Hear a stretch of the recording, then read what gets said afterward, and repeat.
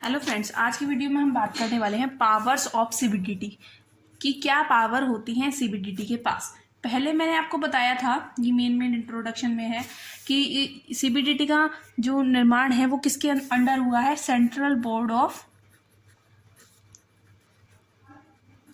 Revenue act के under हुआ है, 1963 के अंडर हुआ है। ठीक है, और ये किसके अंडर काम करता है? Ministry of finance of government of India के अंडर। और इसकी अपॉइंटमेंट, इसके मेंबर्स की अपॉइंटमेंट कौन करता है?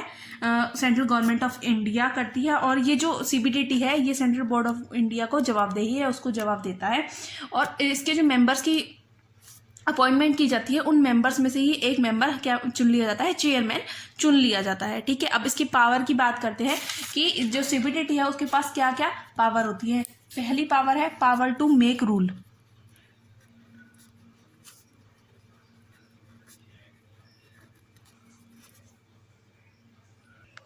जो सीबीडीटी है वो, उसको क्या पावर है? रूल्स बनाने की पावर है कि वो रूल्स बना सकती है इनकम टैक्स एक्ट के अंडर।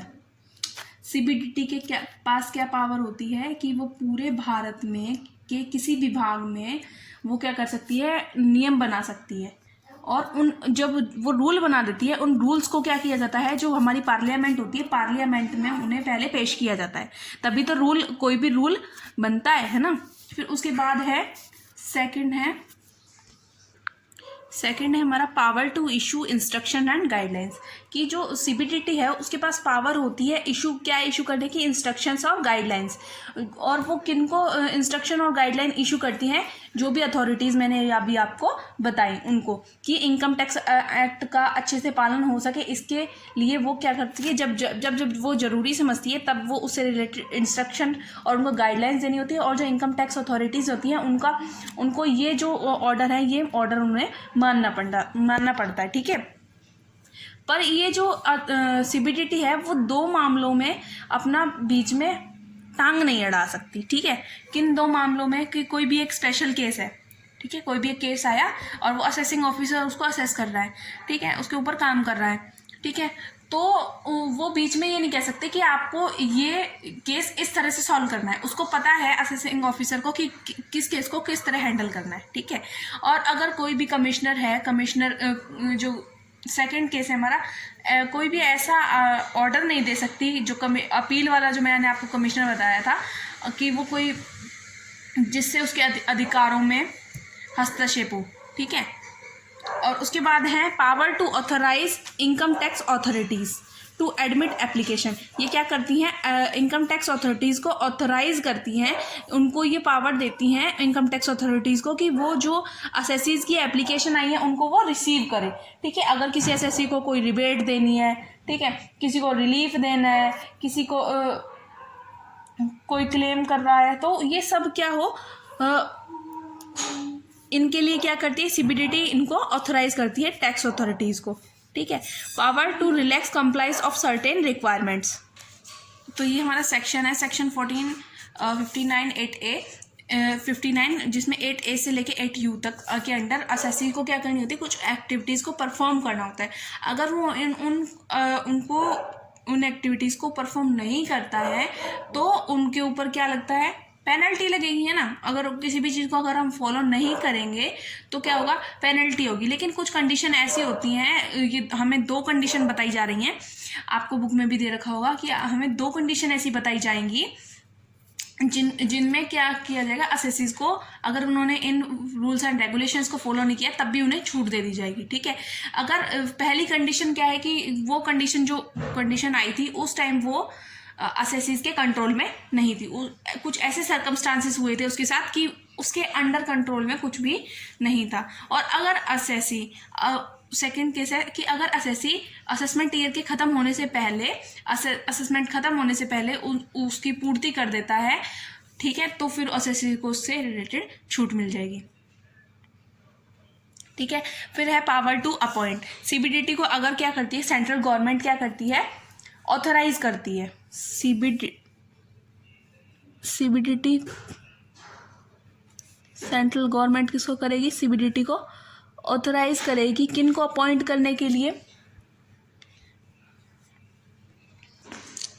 इन तीनों को अपॉइंट करने के लिए। अगर वो पावर दे देती है इन तीनों को अपॉइंट करने के लिए, तो वो क्या कर सकती है, इनको अपॉइंट भी कर सकती है। ठीक है, नेक्स्ट पॉइंट है पावर टू अथोराइजेशन। अब क्या कर रही है, ऑथोराइज कर रही है। सीबीडीटी किसको, पहले तो सेंट्रल गवर्नमेंट ने सीबीडीटी को करा था, अब सीबीडीटी किसको ऑथोराइज कर रही है, इनकम टैक्स अथॉरिटीज को।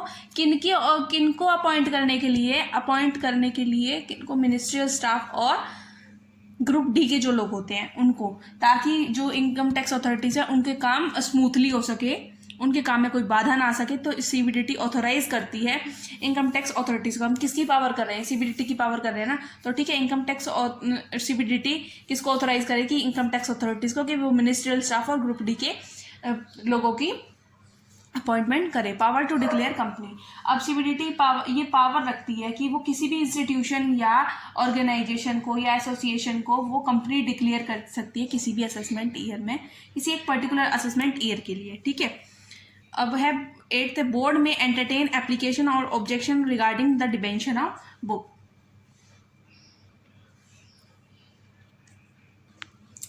देखो, बोर्ड क्या कर सकता है, में एंटरटेन वैसे तो होता है प्रॉब्लम सुनना, entertain application of objection regarding the dimension of book. अब असेसिंग ऑफिसर क्या चला जाता है, उसके ऑफिस में चला जाता है, असेसिंग ऑफिस में चला जाता है, और फिर उसके बाद उसकी रेड के टाइम बुक्स की क्या करता है, जांच पड़ताल करने लग जाता है। अगर एसएससी उसको रुकवाने के लिए एप्लीकेशन देता है, किसके पास एप्लीकेशन देता है, बोर्ड के पास, सीबीडीटी के पास, तो बोर्ड इस पर विचार कर सकता है, और अगर वो चाहे तो वो उसको रोक भी सकता है अंडर सेक्शन 132(10). ठीक है, तो बोर्ड के पास ये राइट है कि वो कभी भी उसको रेड को बंद करवा सकता है ना, अगर बोर्ड को जो सही लगे वो करता है। नेक्स्ट पॉइंट है power to direct authorities higher in rank to perform function of authority lower in rank. कि अब ये जो सीबीडीटी है वो क्या करता है, हायर रैंक वाली अथॉरिटी है ना, उनको ये ऑथोराइज करता है कि वो जो लोअर रैंक की, कई बार सर्कमस्टांसेस ऐसे होते हैं कि हायर रैंक वाले जो अथॉरिटीज़ है ना उनको लोअर रैंक वाले अथॉरिटीज़ की पावर्स की ज़रूरत होती है, तो वो ऑथोराइज करता है सीबीडीटी कि वो हायर रैंक वाले जो अथॉरिटीज़ है वो लोअर इन रैंक वाली अथॉरिटीज़ की रैंक पर काम कर सकते हैं।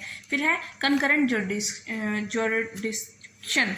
ठीक है, तो कई बार क्या होता है कि एक असेसिंग ऑफिसर दो असिस्टिंग ऑफिसर साथ साथ काम कर सकते हैं किसी भी केस पर, तो कंकरेंट जुरिडिक्शन हो सकता है वो। फिर है डिस्प्यूट रिगार्डिंग जुरिडिक्शन। तो क्या होता है, कई बार एक असेसिंग ऑफिसर का केस दूसरे असेसिंग ऑफिसर को ट्रांसफ़र कर दिया जाता है, तो इसमें अगर हमारा बॉस सेम नहीं हो, ठीक है, तो फिर क्या हो सकता है, इस पर डिस्प्यूट भी हो सकता है। ठीक है, अगर हमारे दोनों के बॉस अलग अलग हैं, ठीक है, तो क्या करेगा, उस पर बोर्ड फैसला देगा। मान लीजिए ये एक असेसिंग ऑफिसर था, इसका जो बॉस था वो था बी, ठीक है, ये एक असेसिंग ऑफिसर था सी, और इसका बॉस था डी। ठीक है, अब इसका केस इसको दे दिया, तो दोनों में लड़ाई तो होगी। तो इस केस में क्या करेगा, सीबीडीटी डायरेक्शंस देगा कि किसको देना है और किसको नहीं देना है, और सबको उसकी बात माननी पड़ेगी, उसका ऑर्डर लास्ट ऑर्डर होगा। ठीक है, authorise authority to search and seizure, कि ये अथॉरिटीज़ को ऑथोराइज करता है, उसको जो असेसिंग ऑफिसर होता है उनको एक पर्टिकुलर एरिया अलॉट किया जाता है। ठीक है, तो उसमें वो क्या करता है, ऑथोरिटीज़ को जो अथॉरिटी है उनको ऑथोराइज करता है कि वो किसी भी जो उनको एरिया अलॉट किया गया है वहाँ पर वो सर्च करें और सीजर करें। सीजर का मतलब होता है जब्त करना। ठीक है, सर्च करें और जब्त करें। फिर है order to furnish information to office etcetera of other department if it is public interest. ठीक है, कई बार इसमें क्या है कि कई बार एक इनकम टैक्स ऑफिसर है, मान लीजिए कि इनकम टैक्स ऑफिसर है, उसके पास एक केस ऐसा आया जिसपे वो एक ऐसा केस है जिसपे वो काम कर रहा है, उसके पास एक ऐसी इंफॉर्मेशन आई है जो इंफॉर्मेशन दूसरे डिपार्ट के किसी दूसरे अथॉरिटी को चाहिए, किसी दूसरे ऑफिसर को चाहिए। अगर वो इंफॉर्मेशन पब्लिक इंटरेस्ट की है ना, तो सीबीडीटी इन अथॉरिटीज़ को ऑथराइज करेगा कि वो जो इन्फॉर्मेशन है वो दूसरी जो ऑफिसर है उसको प्रोवाइड की जाए। क्या बोल रही हूँ मैं, कई बार एक इनकम टैक्स ऑफिसर होता है, उसके पास कोई ऐसी इंफॉर्मेशन आई होती है जो कि दूसरे डिपार्टमेंट के किसी दूसरे अथॉरिटीज़ को हमें चाहिए होती है, तो अगर वो जो इन्फॉर्मेशन आई है वो पब्लिक इंटरेस्ट की ना, तो वो ट्रांसफ़र कर सकता है। और कौन ऑथराइज करेगा उसको, सीबीडीटी ऑथराइज करेगी कि हाँ आप ये इन्फॉर्मेशन दूसरे ऑफिसर को दे दीजिए। ठीक है, तो ये थे हमारे कुछ सीबीडीटी के पावर्स। तो आप इनको करिएगा, अगर समझ आए हो तो like share comment and subscribe जरूर कीजिएगा। Thank you so much.